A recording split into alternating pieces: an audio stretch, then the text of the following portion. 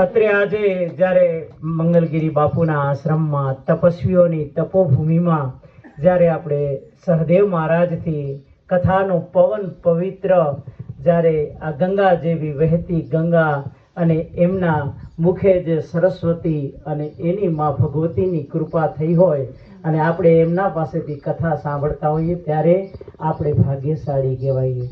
અને એમાં પણ આપણા આ જે 5-7 ગામો એનાથી વિશેષ ભાગ્યશાળી કહેવાય કે જે મહારાજ અહીંયા કને આવ્યા અને આટલી સરસ મજાની 4-4 કલાક સુધી એક સરખી ભગવાન શિવની કથા હોય, ભાગવતમની કથા હોય અને આવી અનેક કથાઓ હોય ને એવા જ્ઞાનીને પોતે એક ઓફિસર પણ છે અને એમ છતાં પણ પોતે કોઈ પણ જાતની એક રૂપિયાની પણ આશા રાખ્યા વગર માત્ર ને માત્ર કે લોકોને હું જાગૃત કરું અને પાવન પવિત્ર આવી કથાઓનું એમને આચમન કરાવું એવા સુખદેવ મુનિ જેવા સહદેવજી મહારાજ.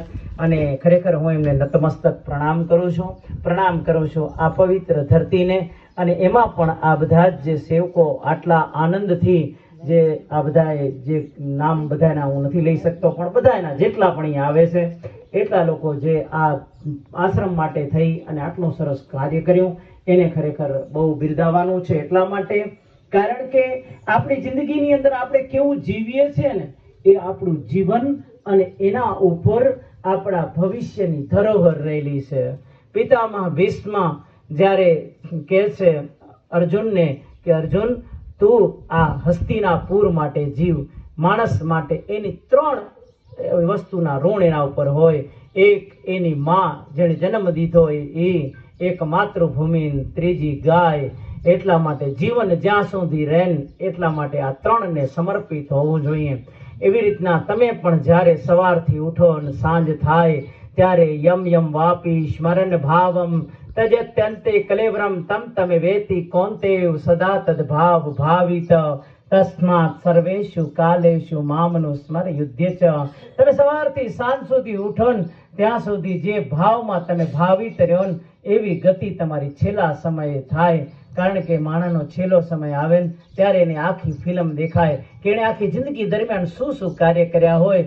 જો આપણે કાનાના પ્રેમમાં રહ્યા હોઈએ જેમ ગોપીઓ મંત્રમુગ્ધ થઈ અને કૃષ્ણને પ્રેમ કરે અને એવી રીતના જો આપણે ગોપીઓની જેમ ઠાકરને પ્રેમ કર્યો હોય અને એના ભાવની અંદર ને એને મજા આવે એવા કાર્યો કર્યા હોય તો મારો કૃષ્ણ કનૈયો છેલ્લા સમય આવે પછી છેલ્લા સમયે એ જ્યારે આવે ત્યારે પછી બીજો જન્મ ન થાય. કારણ કે પુનર્જન્મ દુઃખાલયમ શાશ્વતમ. અનેક 84 લાખ યોનિઓની અંદર ફરતો મનુષ્ય જ્યારે આ મનુષ્ય યોનિમાં આવે ને ત્યારે એને એટલી એની ઇન્દ્રિયોથી એને જ્ઞાન ઉત્પન્ન થાય કે મારે નારાયણના નામનું સ્મરણ કરવું છે, મારે કૃષ્ણને યાદ કરવા છે, મારે સત કાર્યો કરવા છે, મારે કોઈકને કામ આવવું છે. આ જગ્યા ઉપર તમે આવો, આ પ્રકૃતિમાં આવો અને આ માં ભગવતીની આવડી સરસ મજાની પ્રકૃતિએ તમને બધું જ આપ્યું હોય મફતમાં અને તેમ છતાં તમે જો આ પ્રકૃતિને એનું ઋણ ચૂકવ્યા વગર જો અહીંયાથી હાલ્યા જાઓ તો આ પ્રકૃતિનો ભાર તમારા માથે રહી જાય. એટલા માટે હંમેશા આ પ્રકૃતિને અનુરૂપ થઈ સ્વતંત્રતા થઈ અને મુક્ત મને ભગવાનનું ભજન કરજો.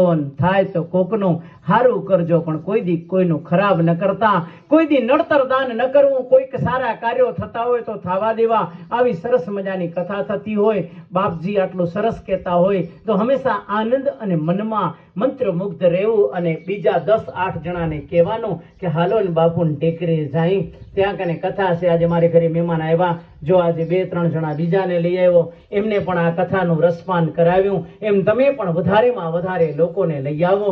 કારણ કે આપણા સનાતન ધર્મના આટલા બધા પુસ્તકોમાં રહેલી આટલું બધું જ્ઞાન અને બ્રાહ્મણો દ્વારા તમારા પાસે આવતી આટલી સરસ વાણી એ તમારા કર્ણને પવિત્ર કરે.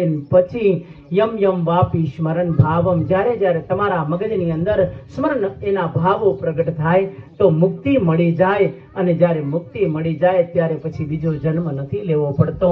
એટલા માટે ભગવાન કૃષ્ણ કહે છે અર્જુનને કે મૈયા સક્ત મના પાર્થ યોગમ યુંજન મદાશ્રય અસંશયમ સમગ્ર મામ યથા જ્ઞાસ્યસી તચ્છુણો જ્ઞાનમ તેહમ સવિજ્ઞાનમ ઈદમ વક્ષ્યામ્ય શેષત યજ્ઞાત્વા નેહ ભૂયો નત જ્ઞાતો વ્યમ વસિષ્યતે. આવી રીતના ઠાકરના ચરણોમાં કૃષ્ણ અર્પણ કરી દે આપણી જિંદગી, તો કૃષ્ણ પછી એને હંમેશા પોતાના જવાબદારી પૂર્વક રાખે છે. સવારનો પોર હોય અને સવારના પોરમાં દુર્યોધન ભીષ્મ પિતામહને કહે કે પિતામહ તમે કેમ આવી રીતના યુદ્ધ કરો છો? કારણ કે મને તો એમ લાગે છે કે તમે અર્જુનને પોતાનો ગણીને એવા તમારા પાસે બાણ છે ને કે પરશુરામનો દીકરો ભીષ્મ યુદ્ધ મેદાનની અંદર ઉતરે અને એના પછી જો એના તીર અર્જુનની છાતી સુધી ન પહોંચે તો એ પરશુરામનો શિષ્ય ન કહેવાય. આવડી બધી તમારી સુરતા છે અને તમારા તરા રથની પેંદણી ઉપર તમારો પગ પડે ને દાદા એટલે તો પૃથ્વી ઉપર વાઇબ્રેશન આવી જાય, તેમ છતાં તમારો એકે તીર અર્જુનને લાગતો કેમ નથી?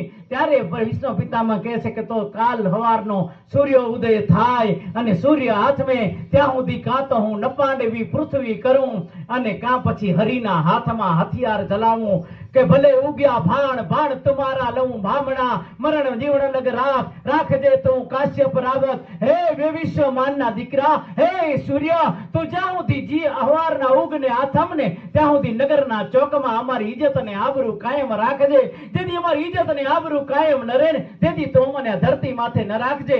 એમ સૂર્ય ભગવાનને અંજલિ દેતા દેતા દાદાએ પ્રતિજ્ઞા કરી. હાંજનો ટાણો થયો અને ત્યાં કને અર્જુન હૂતો તો અને ત્યાં કને ભગવાન આવીને કીધું કે અર્જુન તું હું તો છો?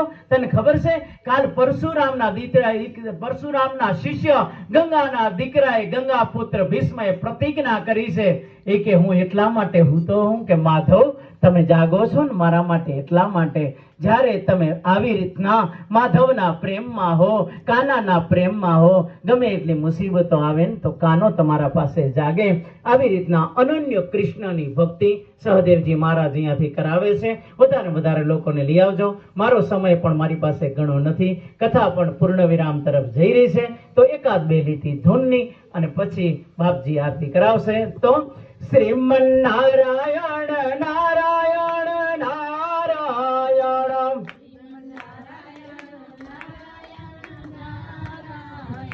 શ્રીમન્નારાયણ નારાયણ નારાયણ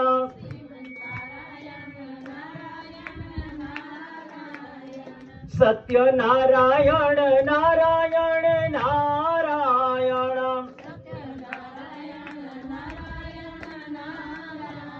બોલો કૃષ્ણ કનૈયા લાલની.